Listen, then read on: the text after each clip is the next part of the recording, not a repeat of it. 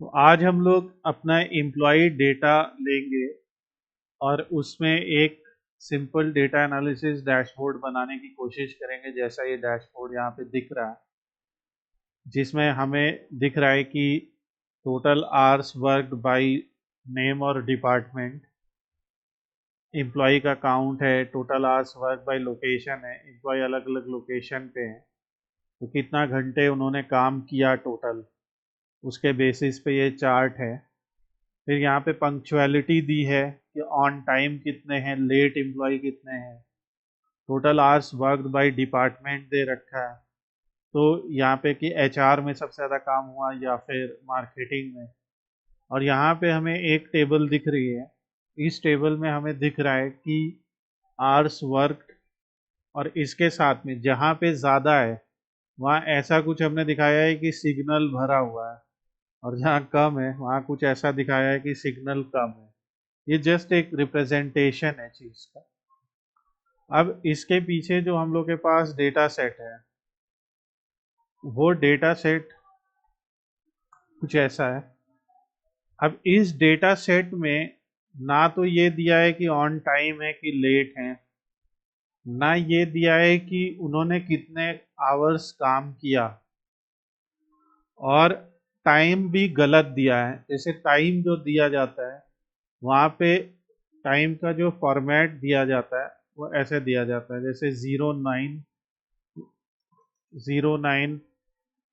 220 और 23 ऐसा कुछ, यानी 9:20 23 ऐसा दिया जाता है, कोलन दिया जाता है। पर हमें जो टाइम दिया गया है वो कुछ ऐसा दिया है, लाइक सिर्फ 9 दिया है, 0.02 0.00 ऐसे दिया है, पॉइंट दिया है। कई सारे मिस्टेक्स हैं। दूसरा, यहाँ पे एक एम्प्लॉय एलिस है, यहाँ भी एक एम्प्लॉय एलिस है, यही सेम।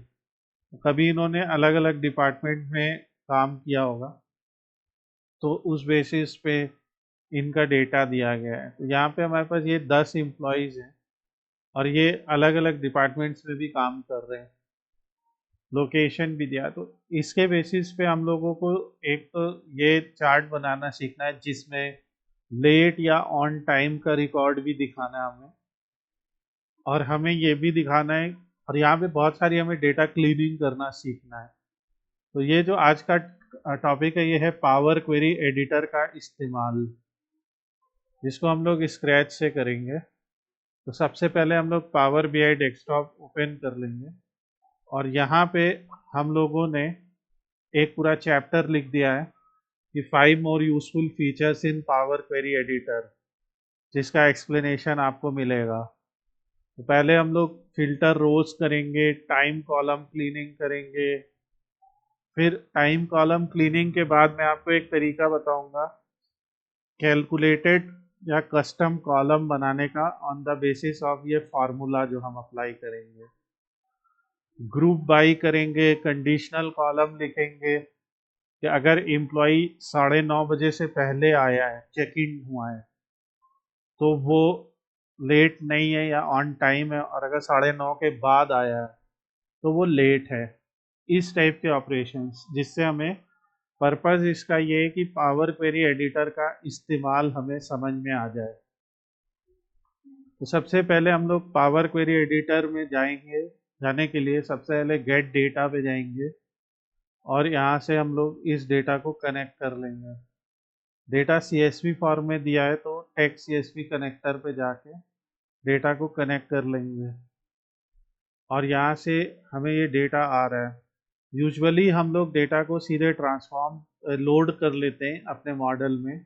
यहाँ पे हम लोग ट्रांसफॉर्म पे चले जाएंगे।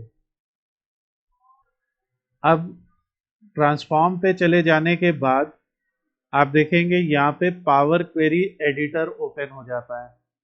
पावर क्वेरी एडिटर जो है वो एक ऐसा टूल है जिसकी मदद से हम लोग डेटा को ट्रांसफॉर्म कर सकते हैं, स्प्लिट कॉलम कर सकते हैं, ग्रुप बाई कर सकते हैं।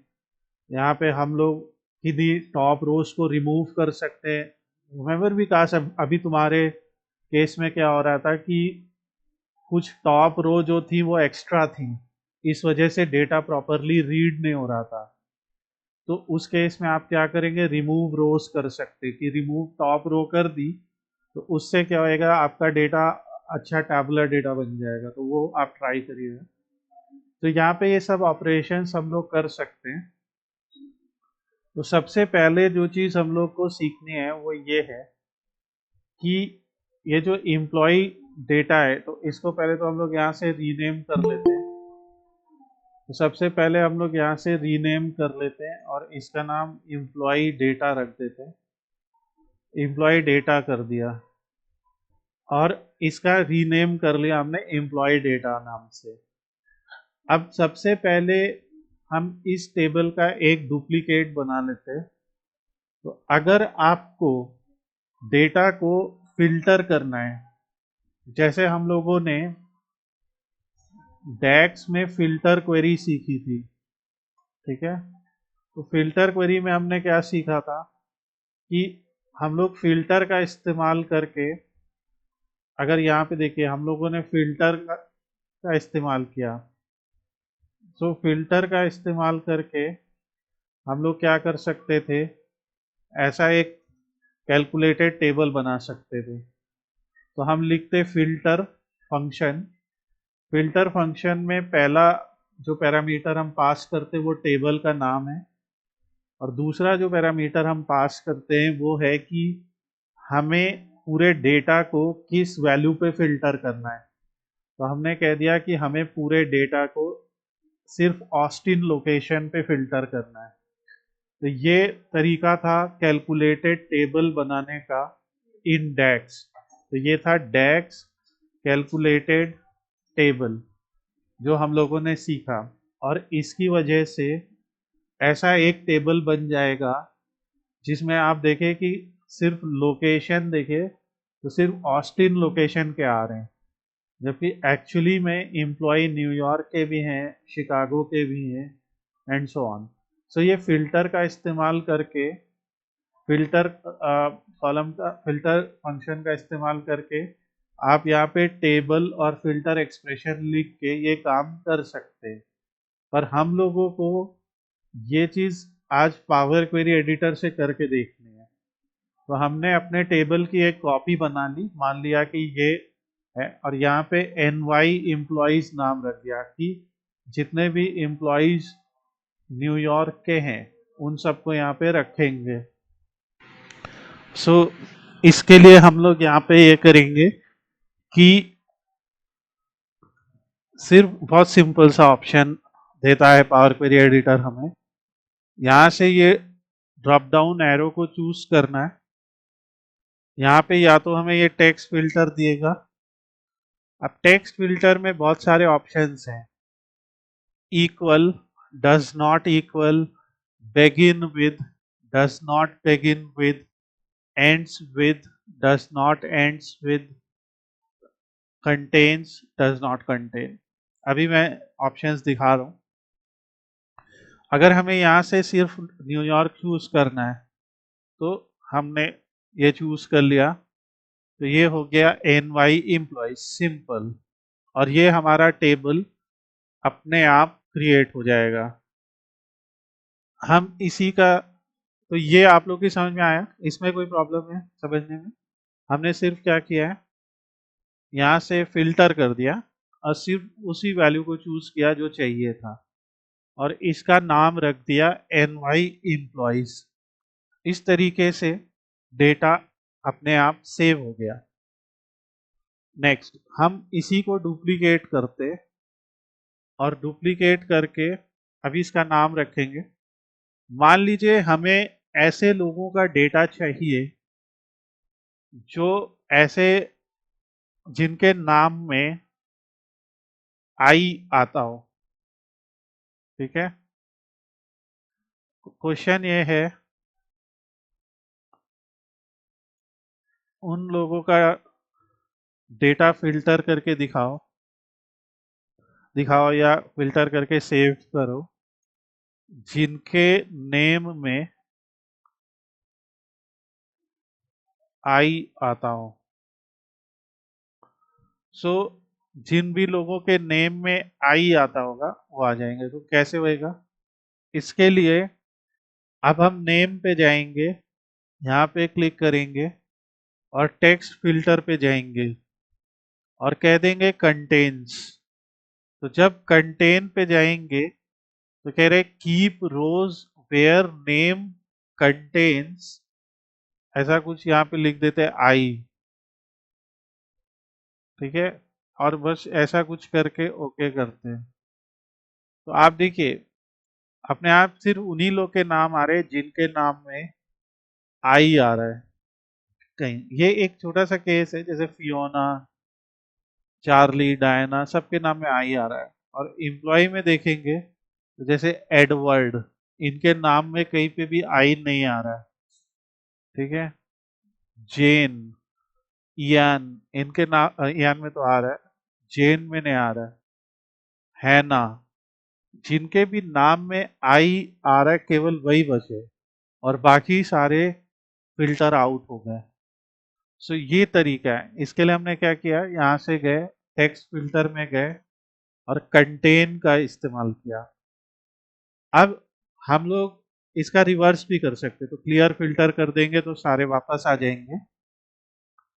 हम लोग रिवर्स करते हैं कि ऐसे लोग जिनके नाम में आई नहीं आता हो, तो टेक्स्ट फिल्टर में जाएंगे और कहेंगे तो डज नॉट कंटेन, और डज नॉट कंटेन आई। तो अब ये आ गए। अब यहाँ पे लेकिन ये यान है, पता नहीं ये लैन है या जो भी है, पर बाकी कंटेन में नहीं आ रहा है। तो क्योंकि इनके नाम में आई जो है वो शुरुआत में आ रहा है, तो डज नॉट बिगिन विद पे जाएंगे और डज नॉट बिगिन विद में भी आई लिख देंगे कि उनका नाम आई से शुरू भी नहीं होता। तो ये मोस्ट प्रोबेबली जो है कुछ और तरीके से दे रखा हो, बट ये दूसरा तरीका है कि उनका नाम आई से नहीं शुरू होता। क्लियर फिल्टर करते, अगर हमें सिर्फ उन्हीं लोगों को रखना है जिन लोगों का, सारे फिल्टर हटा दिए, जिन लोगों का नाम बिगिन होता है सी से, ठीक है, सी या सी एच से, ऐसा किया तो सिर्फ एक ही पर्सन बचा, चार्ली, जिसका नाम सी एच इस कॉम्बिनेशन से शुरू होता है। तो ये जो टेक्स्ट फिल्टर्स होते हैं, इनको ये लगभग हर प्रोग्रामिंग लैंग्वेज, हर एक डेटा एनालिसिस टूल पे आते हैं, और इनका मतलब होता है स्टार्ट्स विद, कि वो स्टार्ट्स होते हो, एंड्स विद, ये आप लिखिए कहीं पे, एंड्स विद और कंटेन्स। और इसी का उल्टा भी दिया है कि does not start with, does not end with, does not contain. So ऐसा कुछ एग्जाम्पल होता है, और ये भी फिल्टरिंग का काम करता है। तो ये याद रखिएगा आप लोग। तो हम लोगों ने इसीलिए ऐसा किया। तो अभी हमें इसकी जरूरत नहीं है, पर ये एनवाई एम्प्लॉइज जो हमने बनाया, ये simple drop down based filtering से बनाया। और ये सारे स्टेप यहाँ लिखे कि पावर क्वेरी एडिटर ओपन करिए, उस कॉलम में जाइए जिसको आप फिल्टर करना चाहते हैं, जैसे लोकेशन, फिल्टर आइकन पे क्लिक कीजिए, आपके पास कई सारे बॉक्सेस आएंगे। या तो uncheck all and select New York कर लीजिए, या फिर टेक्स्ट फिल्टर में जाके इक्वल्स में न्यूयॉर्क लिख दीजिए। ये दोनों तरीके आपके पास। अब जब हम लोग का ये काम हो गया, यानी हमने फिल्टर करना सीख लिया, तो इससे फायदा क्या हुआ? फायदा ये हुआ कि जो फिल्टर हम लोग डैग से कर रहे थे उसमें हम क्वेरी लिख रहे थे, यहाँ पे बस बेसिकली वही चीज हम डायरेक्टली कर रहे हैं। फाइनली आप अपना वर्क क्लोज एंड अप्लाई कीजिए। जब आप अपना वर्क क्लोज एंड अप्लाई करेंगे तो आप देखेंगे कि अब आपके पास एक कैलकुलेटेड टेबल, या ये कैलकुलेटेड टेबल नहीं होके एक एक्चुअल टेबल आपके डेटा में आ गई है, जिसमें सिर्फ न्यूयॉर्क के ही लोग हैं।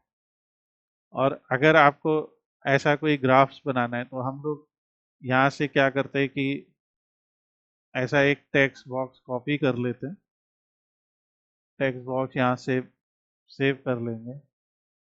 तो जस्ट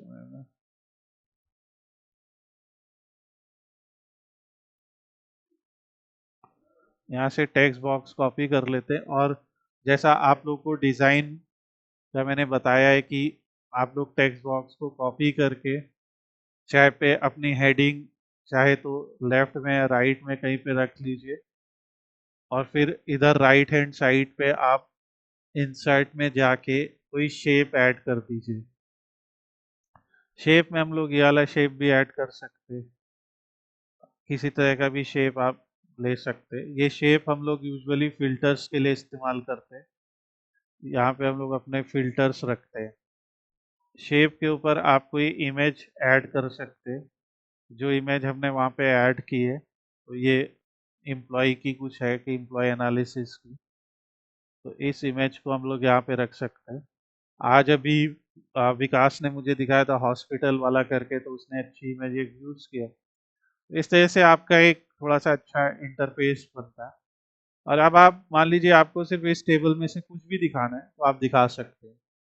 यहाँ एक और इम्पोर्टेंट चीज़ है, जब आपने यहाँ पे बनाया तो अभी इनके बीच में कोई रिलेशनशिप सेट नहीं होता है, तो बाकी आप ग्राफ्स बनाने के लिए बनाइएगा, अभी हम लोग वहाँ पे भी आएंगे। अब मान लीजिए डेटा सेट लोड हो गया है, हम अपना डैशबोर्ड बनाना सेटअप कर रहे हैं। वापस से अब हमें पावर क्वेरी एडिटर पे जाना है और कुछ चीज़ें चेंज करनी है। तो हम यहाँ से क्या करेंगे, राइट क्लिक करेंगे किसी भी टेबल को और एडिट क्वेरी पे चले जाएंगे, वापस खुल जाएगा। तो एक हम लोग ने फिल्टर प्रोसेस सीखा। दूसरा सीखते, दूसरा है इन कॉलम्स के डेटा टाइप बदलना। तो देखिए ये टाइम दिया हुआ है, ये डेट दिया है। डेट तो एक कैलेंडर में आ रहा है, यानी आप देख सकते हैं यहाँ पे कैलेंडर आइकन है, या आप यहाँ पे क्लिक करके राइट क्लिक करके इसे चेंज टाइप करके देखिए, तो डेट पे टिक मार्क है, दैट मीन्स कि इसका जो कॉलम है वो डेट है और ये सही है। चेक इन टाइम जो है वो टाइम है, तो जब हम यहाँ से जाएंगे या राइट क्लिक करके इसे चेंज टाइप करके कहेंगे कि ये टाइम है, और टाइम करने की कोशिश करेंगे तो वो एरर दे देगा, और एरर कह रहे हैं कि expression we could not parse because ये सही टाइम वैल्यू नहीं है। तो इसको सही करने के लिए क्या करना पड़ेगा, और यहाँ से हम वो स्टेप्स री कैंसिल कर सकते हैं। ये सब स्टेप्स यहाँ से आप कैंसिल कर लीजिए। अब टाइम को हम यहाँ से राइट क्लिक करेंगे और यहाँ पे क्या करेंगे, रिप्लेस वैल्यूज, और रिप्लेस वैल्यू में हमें क्या करना है, डॉट को चेंज कर देना है कोलन से। इस तरीके से डॉट कोलन में बदल जाएगा। यहाँ से भी वही करना है, रिप्लेस वैल्यूज और डॉट कोलन में बदल जाएगा, और इस तरीके से अब हमारे पास जो दोनों चेक इन और चेकआउट टाइम है वो सही फॉर्मेट में। तो अब यहाँ पे जाके अगर हम चेंज टाइप करके टाइम करते हैं तो देखिए अपने आप टाइम हो गया, और यहाँ पे एक वॉच का आइकन बन के आ गया। ये जो वॉच का आइकन है तो ये हमको इस चीज को इंडिकेट कर रहा है कि ये अब प्रॉपर टाइम है। सिमिलरली यहाँ भी वही चेंज टाइप और टाइम। तो इससे क्या होएगा, इससे ये होगा कि अब हम लोग इन दोनों टाइम्स के बीच में, बेसिकली ये व्यक्ति 9 बजे चेक इन हुआ और 5 बज के 10 मिनट पे चला गया ये व्यक्ति इस दिन। तो इससे हम एक अपना कैटेगरी, मतलब एक जो हमारा न्यूमेरिकल टारगेट फील्ड है वो बना पाएंगे, और वो न्यूमेरिकल टारगेट फील्ड है हमारे लिए कि कितने देर रुका, जिसे कहेंगे आवर्स वर्कड। तो ये हो गया। नेक्स्ट, अब जब हमारा ये दोनों चीजें बन गई तो अगले स्टेप्स याद रखिए, और स्टेप यहाँ पे सारे लिखे हुए हैं। ट्रांसफॉर्म में जाना है, रिप्लेस वैल्यू में जाना है, value to find, dot, value to replace, colon, ये अपने आप इसे बदल देगा। और डेटा टाइप को बदल दीजिए टाइम में। अब ऑब्जेक्टिव क्या है? ऑब्जेक्टिव है एक ऐसा कस्टम कॉलम जोड़ना जिसका नाम है आवर्स वर्कड। तो ये आवर्स वर्कड कॉलम के लिए कैसे बनाएंगे?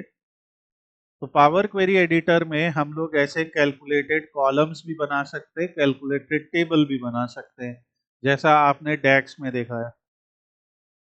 पर यहाँ पे हम लोग दूसरी तरीके से काम कर रहे हैं।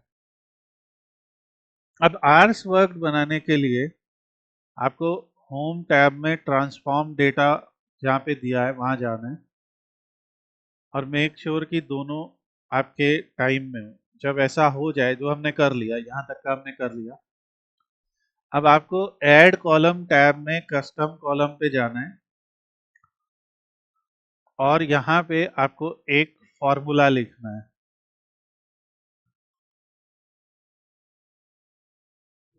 सो यहाँ से ऐड कॉलम में कस्टम कॉलम पे जाना है। ये देखिए, तो जब हम कस्टम कॉलम पे जाएंगे तो हम लोग के सामने एक फॉर्मूला विंडो आ जाएगा इस तरीके से। तो जैसे अगर हम यहाँ पे लिखते टाइम, तो टाइम के आगे कई सारे हमें चीजें मिल रही है, जैसे end of hour, from text, from minute, etcetera. तो हम यहाँ पे टाइम फ्रॉम लिखते, और टाइम फ्रॉम में ये पूछ रहा है कि टाइम, आपको ये जो टाइम चाहिए ये कहाँ से चाहिए। मान लीजिए मैंने कह दिया चेकआउट टाइम से ये टाइम चाहिए। मैं एक बार फिर रिपीट करता हूँ ये सब क्या हुआ अचानक से। हम लोगों को एक नया कॉलम ऐड करना है जिस कॉलम में हमें इन दोनों टाइम के बीच का डिफरेंस दिखाना है। यानी अगर ये 10:30 पे आया और 7:30 पे गया, तो जो भी 9 घंटे का डिफरेंस है, 9 घंटा 2 मिनट, ऐसे करके आंसर आना चाहिए। सो उसके लिए हम यहाँ पे ऐड कॉलम कर रहे हैं, कस्टम कॉलम में जा रहे हैं। यहाँ पे उसका नाम है तो हम कह देते आवर्स वर्कड।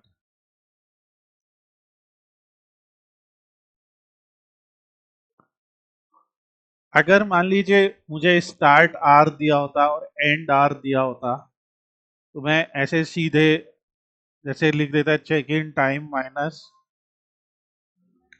चेकआउट टाइम, ऐसा कुछ मैं लिख देता और ये भी हमारा फॉर्मूला होता। हमें इसको एक्चुअली रिवर्स करना पड़ेगा ऐसा। तो एक हम सीधे इन दोनों को सब्ट्रैक्ट कर देते हैं। जब हमने सब्ट्रैक्ट किया तो आप देखिए अपने आप आने लगा कि 0:08:8, 9 घंटा 2 मिनट। तो जो भी उनके टाइमिंग का डिफरेंस था वो दोनों के बीच में आने लगा। मगर हमें जो चाहिए वो एक्चुअली ये नहीं चाहिए। ठीक है, तो हम इसको अभी हटा देते हैं। हमें हमें ये एज अ नंबर चाहिए, हमें ये एज अ टाइम नहीं चाहिए। तो उसके लिए हम लोग फिर कस्टम कॉलम में जाके वही चीज कर रहे हैं।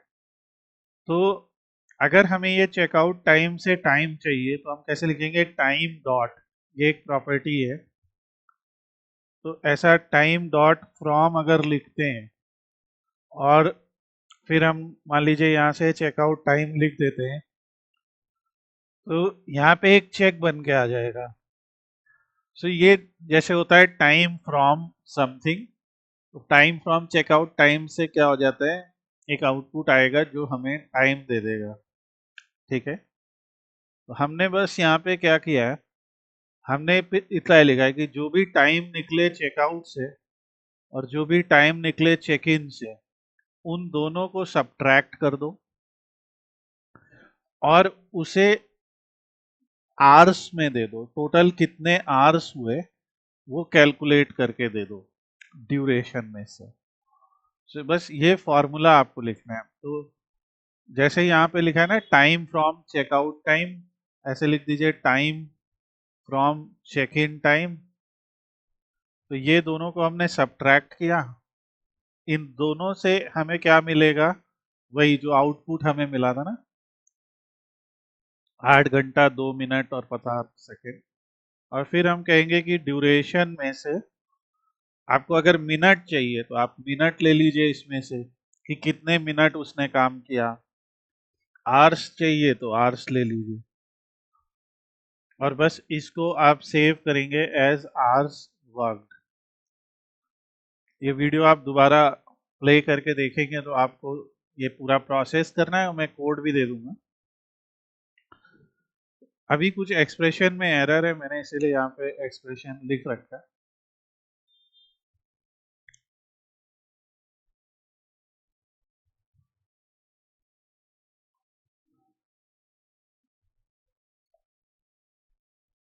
कस्टम कॉलम ये है,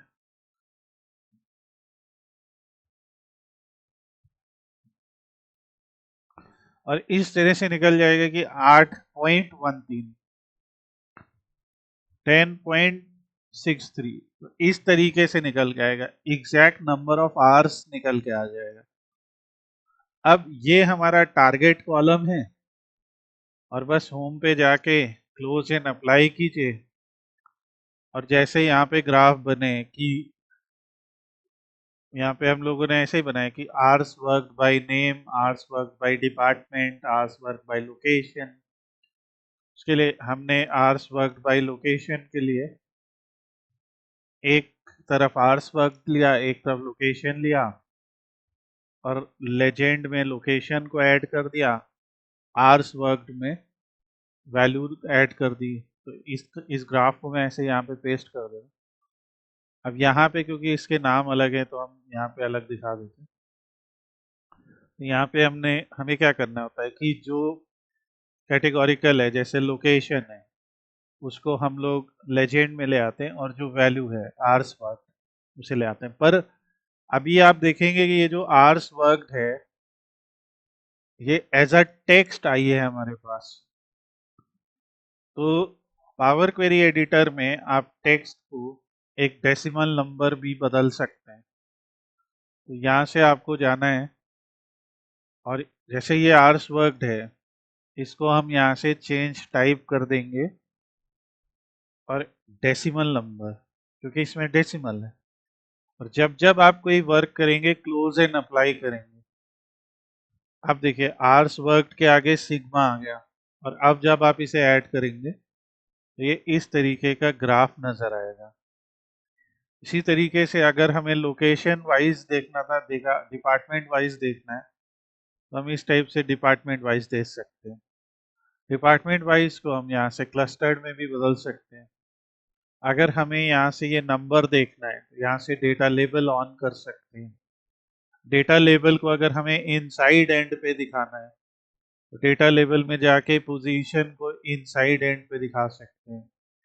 इस टाइप से आप चीजें कर सकते हैं। यहाँ पे एक्स एक्सिस की इन्वर्ट रेंज करना है तो आप इन्वर्ट रेंज कर दीजिए। इस टाइप से आप डेटा को दिखा सकते हैं।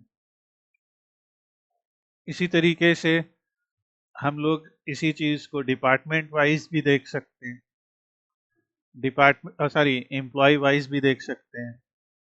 एम्प्लॉय वाइज देखने के लिए हम एक फनल चार्ट बना देते हैं इसी का, और इससे हमें पता लगेगा कि कौन सा एम्प्लॉय आईडी हम यहाँ पे रखते हैं और फनल चार्ट बनाते हैं। तो यहाँ पे हमें दिखेगा कि एम्प्लॉय आईडी जो 4 है, सम ऑफ आवर्स वर्क में वो सबसे ऊपर है। तो ये सब चार्ट्स आपकी मदद करते हैं एनालिसिस में। तो ये हमने 2 यूजेज सीखे पावर क्वेरी एडिटर के, कि हम लोग डेटा टाइप्स को बदल सकते हैं। हम लोग यहाँ से ऐड कॉलम में जाके कस्टम कॉलम में जाके किसी भी पर्टिकुलर कॉलम को लेके उसमें कोई वैल्यू वगैरह ऐड करके या कैलकुलेशंस यहाँ से कर सकते हैं।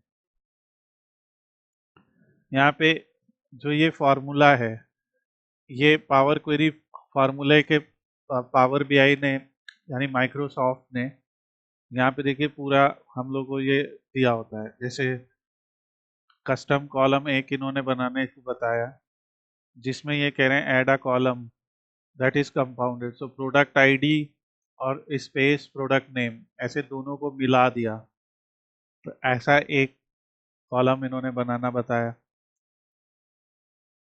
इन्होंने पूरे स्टेप्स बताए कि कस्टम कॉलम में जाना है। तो जो हम लोग यहाँ पे पढ़ रहे हैं इसे power query, M formula queries बोलते हैं। एम क्वेरी एक कस्टम कॉलम फॉर्मूला बॉक्स में खुल रहा है। तो ये एम क्वेरीज जो होते हैं वो इस तरीके से आपको लिखने होते हैं। और एम क्वेरीज का हमने एक बेसिक सिंटैक्स देखा है कि एम क्वेरी में बहुत सारे फंक्शंस होते हैं। जैसे पूरा यहाँ पे होता है कि number function, accessing data, expression. जैसे नंबर फंक्शंस की बात करेंगे तो number is even, number is NaN, number is odd. Operations है नंबर में, रिटर्न्स एब्सोल्यूट वैल्यू। सो हम लोग इस पे धीरे धीरे कुछ कुछ बातें करेंगे ताकि हम लोग धीरे धीरे इस चीज को सीखें। तो यहाँ से हम लोग बस यही बेसिक चीजें सीख रहे हैं। तो हमने आज जो यूजेज सीखा है उसमें हमने सब्ट्रैक्शन का यूज किया है कि पहले हम उसकी वैल्यू को डेट टाइम में कन्वर्ट करते हैं, फिर सब्ट्रैक्ट करते हैं। नेक्स्ट हम आज का एक और चीज सीखते हैं, ग्रुप बाय। अब जबकि हमने आर्स वर्क नाम का कॉलम बना लिया, मान लीजिए कोई आपसे कहता है एक ऐसी टेबल दिखाओ जहां पे एम्प्लॉय की आईडी या एम्प्लॉय का नाम लिखा हो और उसने कितने आवर्स काम किया ये लिखा हो। तो ये बहुत इंपॉर्टेंट चीज है। ये जो चीज है ये समराइज फंक्शन हमें करके देता है। जैसे मैं पहले आपको डैक्स के थ्रू ये बेसिक एग्जांपल दिखाता हूँ कि हमें रिजल्ट क्या अचीव करना है। मान लीजिए हमें एम्प्लॉय के नाम द्वारा उसने कितने आवर्स वर्क किया, जैसे यहाँ पे जो दिख रहा है कि एम्प्लॉय आईडी जिनकी 4 है उन्होंने 51 घंटे काम किया है, ऐसा कुछ डेटा दिखाना है। तो इसके लिए हम लोग मॉडलिंग में जाते हैं, एक नया टेबल बनाते हैं और इसको कहेंगे इम्प वाइज वर्क आवर्स। मैं ऐसे ही नाम लिख देता हूँ कि एम्प्लॉय वाइज वर्क आवर्स। और यहाँ फार्मूला जो लिखेंगे वो है समराइज। समराइज फार्मूला में आप पहले अपनी टेबल का नाम लिखते हैं, फिर लिखते हैं कि किस कॉलम द्वारा आपको ग्रुप करना है। तो हमें मान लीजिए एम्प्लॉय के नाम द्वारा ग्रुप करना है कि सबके नाम, और उसके बगल में हम दिखाना चाहते हैं कि कितने कितने घंटे काम किया। तो यहाँ पे हम एक कॉलम बना लेते हैं, आवर्स वर्कड। और इसको मैं डैक्स लिख देता हूँ ताकि हमें याद रहे कि ये वाला जो हमने बनाया है टेबल ये डैक्स से बनाया है। आवर्स वर्कड हमने नाम लिखा। अब पूछ रहा है एक्सप्रेशन। तो एक्सप्रेशन आपको पता है सम होता है, और सम में हम लोग आवर्स वर्क वाला सम लिख देंगे। तो बेसिकली ये क्या करेगा, एक कैटेगोरिकल डेटा पिक करेगा और उसके बगल में एक नंबर दिखाएगा। वो नंबर जो होगा वो सम ऑफ आवर्स वर्कड होगा, क्योंकि एक एम्प्लॉय का नाम कई बार आ रहा है तो वो कई बार की चीज को सम कर देगा, एग्रीगेट कर देगा। यहाँ सम की जगह हम average, minimum, maximum, standard deviation, variance ये सब चीजें ले सकते हैं। अब जैसे हम डैक्स एम्प्लॉय वाइज वर्क यहाँ पे लिखेंगे, देखिए एक नया टेबल बन के आएगा जहाँ पे हर एम्प्लॉय का नाम और उन्होंने कितने कितने घंटे काम किया वो आ जाएगा। आपको याद होगा ये हम लोग ने टॉप एन वाले में भी सीखा था। अब आप इसको यहाँ से सॉर्ट कर सकते हो असेंडिंग या डिसेंडिंग, तो आपको दिख जाएगा कि डायना ने सबसे ज़्यादा काम किया है, फिर एडवर्ड है। तो ये एम्प्लॉय आईडी 4 जो दिख रही है एक्चुअली डायना की है। अब मान लो मैं इनका नाम भी देखना चाहता हूँ ना यहाँ पे, तो मैं क्या कर सकता हूँ कि इसके जो टूल टिप है वहां पे मैं नाम दे सकता हूँ। अब की बार क्या होएगा, जब मैं यहाँ पे जाऊंगा वो नाम भी दिखेगा कि ये एक्चुअली में है किसका। सो ये जो हम लोग ने फार्मूला लगाया है समराइज, ये समराइज फार्मूला किस चीज के काम आता है? चीजों को ग्रुप करने के, ग्रुप बाई करने के। इस तरीके से हम लोग ग्रुप बाई करके डेटा को दिखा सकते हैं। तो ये हम लोग का ग्रुप बाई का जैसे यूसेज है। आर्ट्स का है तो डेक्स। सो अभी ये हम लोगों ने किया बिना किसी कोडिंग के, सॉरी, डेक्स की क्वेरी लिख के। अभी यही चीज अगर हम लोगों को मान लीजिए करनी है एडिटर के थ्रू, तो हम यहाँ से एडिट क्वेरी में जाएंगे और इसी टेबल का हम एक डुप्लीकेट कॉलम बना लेंगे और इसका नाम हम रख देंगे पी क्यू ई, ताकि हमें पता लगे कि ये वो डेक्स से बना है, ये पावर क्वेरी एडिटर से बना है। और इसका नाम रख देंगे P Q E improvise hours work, ऐसा कुछ मैं लिख देता हूँ, ठीक है। अब इस कॉलम में जब आप होम टैब पे जाओगे तो यहाँ पे आपको बीच में दिखेगा ग्रुप बाई। जब आप ग्रुप बाई पे क्लिक करोगे तो आपको दिखेगा कि ग्रुप बाई में क्या लेना चाहते हो आप। तो जैसे हमने कहा हम नाम ले लेते हैं, तेरे कॉलम का नाम क्या रखना चाहोगे आप? तो वहां पे हमने क्या नाम रखा था? आर्स वर्कड, यही तो नाम रखा था। अब कह रहे हैं कि ये आर्स वर्कड दिखाने के लिए ऑपरेशन क्या लगाओगे आप? तो वो हमने कहा सम। अब कह रहे हैं सम किस चीज का? तो हम कहेंगे सम आर्स वर्कड का, जो हमने किया है। आप लोग को एक नियम याद रखना है। आप ये बताइए इस डेटा में टोटल कितनी रोज है?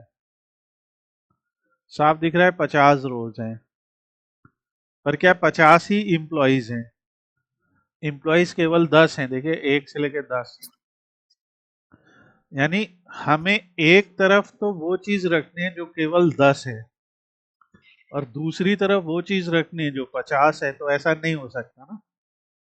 तो इसीलिए हमेशा एग्रीगेशन, जब कभी भी ग्रुप बाई की बात आएगी तो हम लोग को सम, एवरेज, मीडियन, मिनिमम, मैक्सिमम ऐसा ही कुछ करके दिखाना पड़ेगा।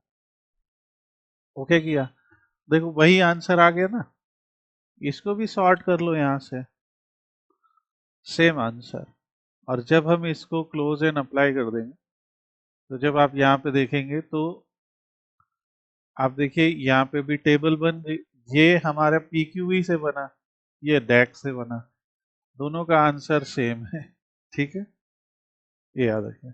अब यहाँ पे अगर मुझे वही चीज दिखानी है तो मैं क्या करूंगा कि पावर क्वेरी एडिटर है, तो हम लोग यहाँ पे मैट्रिक्स चार्ट ले सकते हैं। अब आज थोड़ा सा यूज मैट्रिक्स चार्ट का भी देखते हैं। मैट्रिक्स चार्ट में हम लोग ने मान लीजिए यहाँ पे एम्प्लॉय का नाम ले लिया, तो एक रो बन गई जिसमें एम्प्लॉय का नाम आ गया। दूसरा हम उसका एम्प्लॉय आईडी वगैरह भी ले सकते हैं। और यहाँ पे हमने आर्स वर्क ले लिया, कॉलम में गलत हो गया, क्योंकि वो क्या करेगा, उस आर्स वर्क में जितनी भी डिफरेंट डिफरेंट वैल्यूज है ना, उन सबको कॉलम बना देगा।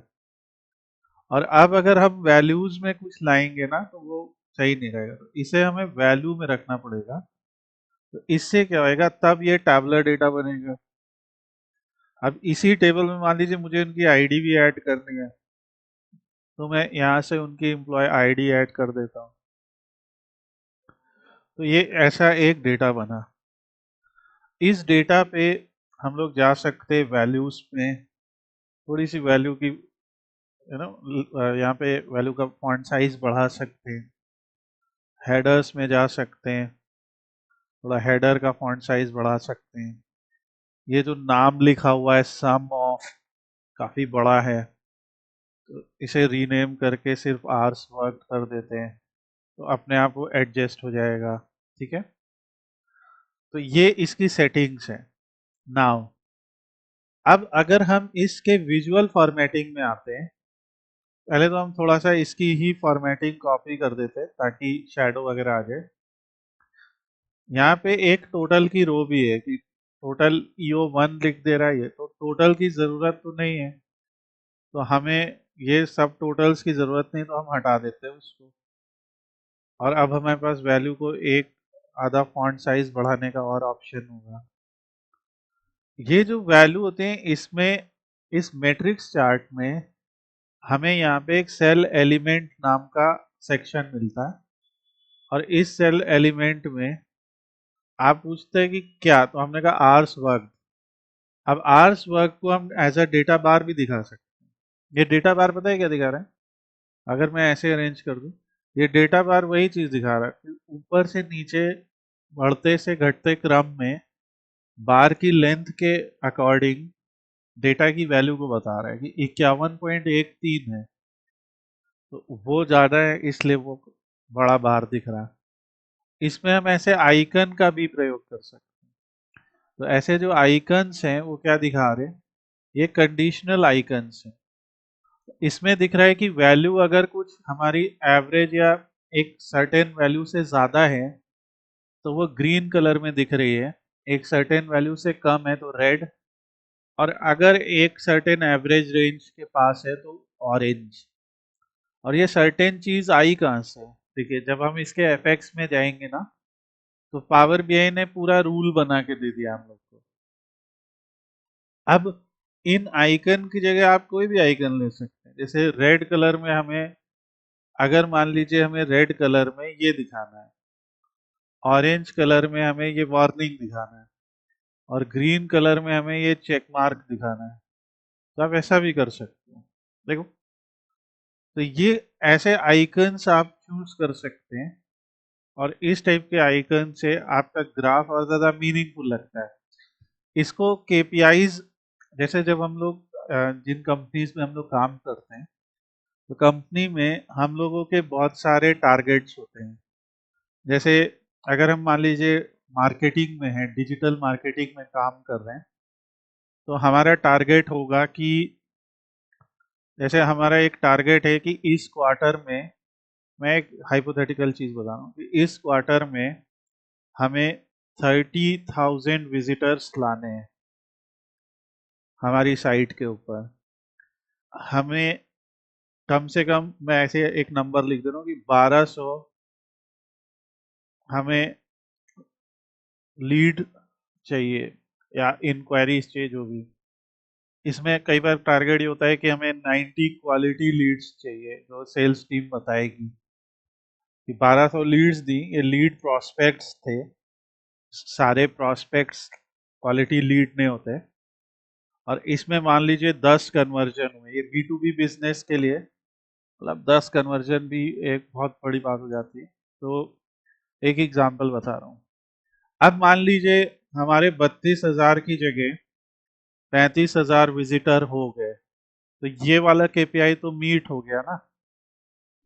1200 की जगह हमारे 1190 लीड प्रोस्पेक्ट आए, तो ये हमारा कुछ वार्निंग में आया या ऑरेंज में आया कि हाँ जरा सा ही कम है। 90 क्वालिटी लीड्स चाहिए थी, केवल 40 आए, तो ये हमारा रेड हो जाएगा। और 10 कन्वर्जन चाहिए थे, केवल 4 आए, एक एग्जांपल के लिए, तो ये भी रेड हो जाएगा। तो कुछ केपीआईज जो मीट होंगी उसमें ऐसा ग्रीन कलर दिखाइए, और जो केपीआईज नहीं मीट हो पा रही हैं उसमें ऐसा। इसी को, इस तरीके से कंपनी पता कर पाएगी हम क्या क्या कर पाए, क्या क्या नहीं कर पाए। तो उसके लिए ये मैट्रिक्स चार्ट एक बहुत ही अच्छा चार्ट है, और यहाँ पे बहुत सारे आइकन्स दे रखे हैं जो आप ऐसे अप्लाई कर सकते हैं। जैसे एग्जाम्पल के लिए यहाँ पे मैंने शुरुआत में जैसे बताया था, यहाँ हमने सिंबल आइकन बनाया। तो ये सिंबल आइकन क्या करेगा, सिंबल आइकन जहाँ पे ज़्यादा वैल्यू है वो भरा हुआ, जहाँ कम वैल्यू है वहाँ खाली से, ये है। तो ये एक है। अब ना आज का फाइनल चीज, कंडीशनल कॉलम। कंडीशनल कॉलम भी पावर क्वेरी एडिटर में बनाया जा सकता है कि अगर कोई एम्प्लॉय लेट है, जैसे वहां पे हम लोग स्विच स्टेटमेंट का यूज करते हैं ना, स्विच में लगा देते हैं कि, या इफ लगा देते हैं कि if check in time is greater than 9:30 then late. Else on time, जो कि आसानी से बन सकता है, तो वो यहाँ पे सीखेंगे। तो अभी हमने जैसे ऐड कॉलम का जो यूज देखा, उसमें कस्टम कॉलम का यूज देखा, हमने कस्टम कॉलम का यूज देखा, हम लोग कंडीशनल कॉलम का यूज देख रहे हैं। तो अभी ध्यान से देखिए, यहाँ पे एक बड़ा कैच है। तो अब यहाँ पे हमें वापस से जाना है अपने पावर क्वेरी एडिटर पे, और पावर क्वेरी एडिटर पे जाके ऐड कॉलम, और यहाँ से हमें कंडीशनल कॉलम पे जाना है। तो ये है कंडीशनल कॉलम। अब ये कह रहे हैं कि इसका नाम क्या रखेंगे, तो हमने जैसे नाम रख दिया था पंक्चुअलिटी, जो भी स्पेलिंग हो आप सही कर लीजिएगा। अब यहाँ से हम कह रहे हैं कि कॉलम का नाम क्या है, तो हमने कह दिया चेक इन टाइम। अगर check in time is greater than, कि चेक इन टाइम इससे बड़ा है, और किससे बड़ा है, ये। अब यहाँ कभी भी ऐसे नहीं लिखी, अच्छा यहाँ पे आप ऐसे नहीं लिखेंगे, देखिए एरर आ जाएगा। आर्स को जीरो के फॉर्म में लिखना है, तो 09 तब सही आ रहा है, तो ये याद रखिए। तो जो वैल्यू आप कंपेयर कर रहे हैं उस चीज की, वो प्रॉपर टाइम फॉर्मेट में है तो फॉर्मेट में होनी चाहिए। तो पूछ रहे हैं कि अगर चेक इन टाइम इससे ज्यादा है, 9:30 से ज्यादा है, तो क्या कहेंगे, तो हम कह देंगे लेट, एल्स ऑन टाइम। यहाँ पे कोई कमांड नहीं लिखना पड़ रहा है, बस आपको कॉलम सेलेक्ट करके वैल्यूज लिखनी पड़ रही है। ऐसे करेंगे तो देखिए, जो 9:02 पे आया ऑन टाइम, जो 10:30 पे आया लेट, जो 9 बजे एग्जैक्ट आ गया, तो इस तरीके से ये आ जाएगा। एक नया कैटेगोरिकल कॉलम हम लोग का जुड़ गया है। अब राइट क्लिक करके सर होगा ये? क्या चीज, ऐड कंडीशनल जो है सर, ये राइट क्लिक करके है? नहीं यहाँ से तुमने ध्यान नहीं दिया, यहाँ पे जब जाओगे तो यहाँ से ऐड कॉलम पे जाके कंडीशनल कॉलम पे ओके। जाओगे, तो ये पूरा विंडो खुलेगा। और यहाँ तुम ओके सर। कितनी भी विंडो लगा सकते हो, जैसे क्लॉज जो है ना, वो जोड़ सकते हो। जैसे इसमें मान लो हमें लिखना है कि अगर 9:30 से 10 के बीच में आया, तो हम कहेंगे वार्निंग दे देंगे। पर अगर 10 से 11 या 10 के बाद आया, तो ऐसे आप एक और क्लॉज भी लगा सकते हैं कि if this is this, else if, ऐसे करके, और फाइनली। तो जो बेसिकली हम लोग स्विच केस में करते हैं ना, कि जैसे वहां पे एज वगैरह का नहीं हम बनाते हैं, कि अगर एज ग्रेटर देन है 10 के, या एज लेस देन है 10 के, तो हम कह देंगे चाइल्ड। एज लेस देन है 20 के, तो जो नाम देना है। एज लेस देन है 30, तो कह देंगे यंग। एज लेस देन है 40, कहेंगे mid age. Age less than ऐसा, तो ऐसे करके आप कंडीशंस पे कंडीशंस बनाते थे। और वही चीज पावर बीआई डैक्स में हम लोग स्विच से कर लेते हैं। तो यहाँ से आपको ये कंडीशंस बनानी है, ओके। अब की बार हमने कोई चेंज नहीं किया, तो हम सीधे क्लोज कर सकते हैं। अब हमारे पास जबकि वो कॉलम आ गया है पंक्चुअलिटी, तो हम देख सकते हैं कि कितने लोग पंक्चुअल हैं कितने नहीं। तो इसको आप सीधे कॉपी कीजिए। कॉपी करने के बाद यहाँ पे क्या करना है कि लेजेंड में पंक्चुअलिटी को लिखिए, और सम ऑफ आवर्स वर्क की जगह पे एम्प्लॉय आईडी का काउंट ले लेंगे। तो इसे हमें दिखता है कि 62% ऑफ एम्प्लॉयज जो हैं वो टाइम पे आए, या out of all the total जो हमारे पास है। इसमें जो लेजेंड होता है, इसकी पोजीशन हम बॉटम सेंटर पे करके थोड़ा सा इस विजुअल को बड़ा भी कर सकते हैं। सेम यहाँ पे भी, तो मतलब अगर हमारे पास जगह है, तो आप इस तरीके से भी यूटिलाइज कर सकते हो उस चीज को। उसी तरीके से ये जो पंक्चुअलिटी है, आप इसका देख सकते हैं डिपार्टमेंट वाइज। तो उसके लिए मैंने बताया है कि जब हम लोग को दो अलग अलग कैटेगरी के साथ में बनाना होता है तो हमेशा रिबन चार्ट हम ले सकते हैं, जिसमें एक्स एक्सिस पे हम डिपार्टमेंट को रख देते हैं, वाई एक्सिस पे हम रख देते हैं आवर्स वर्क कि कितने घंटे काम किया, और लेजेंड में हम पंक्चुअलिटी को लिख देते हैं। तो ऐसा कुछ डेटा बन जाएगा जिसमें ये दिखता है कि सेल्स डिपार्टमेंट में लेट कमर्स ज़्यादा ऑन टाइम कम। ठीक है, अगर हम नंबर ऑफ आवर्स वर्क की बात करें तो इस तरीके से कुछ आप बना सकते हो। यहाँ पे आप काउंट ऑफ एम्प्लॉयज भी रख सकते हो, जैसे आपको दिखेगा।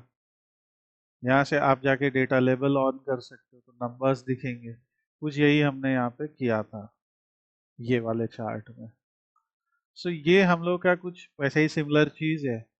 और बाकी फिल्टर का तो आपको पता ही है। एक स्लाइसर लो, स्लाइसर को स्लाइसर में वो चीज ऐड कर दो और एज अ फिल्टर दिखा दो, जो हम इस साइड में दिखाते हैं। तो यहाँ पे बस क्योंकि यहाँ पे कॉलम्स के नाम अलग अलग है तो ये हम डिपार्टमेंट ले लेते हैं। अब क्या करना है, इसको कॉपी करो, पेस्ट करो, डिपार्टमेंट है, डिपार्टमेंट के बाद यहाँ पे क्या लिख सकते हो, पंक्चुअलिटी को भी एज ए फिल्टर दे सकते हो कि कितने लोग लेट आए, कितने लोग ऑन टाइम आए, लेट के केस में कैसा रहा, ऑन टाइम के। यहाँ पे देखो ये नहीं बदल रहा है, ये इसलिए नहीं बदल रहा है क्योंकि ये जो है एक अलग टेबल हमने बनाया है। तो कई बार अगर हम किसी टेबल को रखना चाहते हैं अलग तो भी ये कर सकते हैं, या हमें उसको दिखाना है तो मॉडल में जाके आप क्या कर सकते हो, आप देख सकते हो कि कौन सा टेबल नहीं मैच कर रहा है, तो उस टेबल को आप जो है उसके साथ मिक्स कर सकते हो। तो जैसे इसने एम्प्लॉय आईडी वाइज किया, तो यहाँ पे नाम है, आप यहाँ से देख लेना कि कौन कौन से कॉलम्स मैच करेंगे। इसमें से नाम और इसमें का नाम आपस में मैच कर रहे हैं। वो हम अभी मॉडलिंग पे आराम से बात करेंगे। बाकी आप यहाँ से इसको जो और भी फिल्टर्स यहाँ पे यूज़ करने हैं, जैसे डेट को करना है फॉर एग्जांपल, तो हम लोग ऐसे डेट को कर सकते हैं। जो भी डेट आप करोगे, आप देखिए डेट के हिसाब से वो बदलने लग रहा है। तो इस टाइप से आप पूरा एक मॉडल बनाइए। छोटा सा प्रोजेक्ट है, पावर क्वेरी एडिटर का यहाँ पे हमने इस्तेमाल किया है, ग्रुप बाय किया है। पावर क्वेरी एडिटर से हम लोग ने कैलकुलेटेड कॉलम बनाए हैं, उससे हम लोगों ने डेटा क्लीनिंग किया है। तो not just DAX but power query editor का भी यूज़ आना चाहिए, ताकि जब हमें ज़रूरत पड़े तो हम लोग इस चीज़ को कर सके। तो इसमें हम लोग कुछ लिख देते हैं कि cleaning with employ data analysis after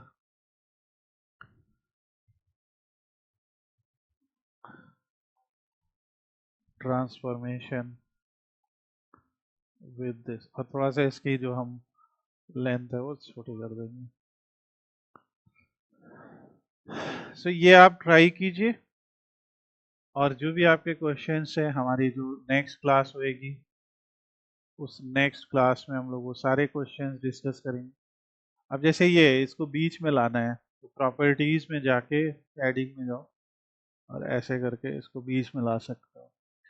ये सब थोड़ा डिज़ाइन वगैरह आप करिए, and then will meet in the next class.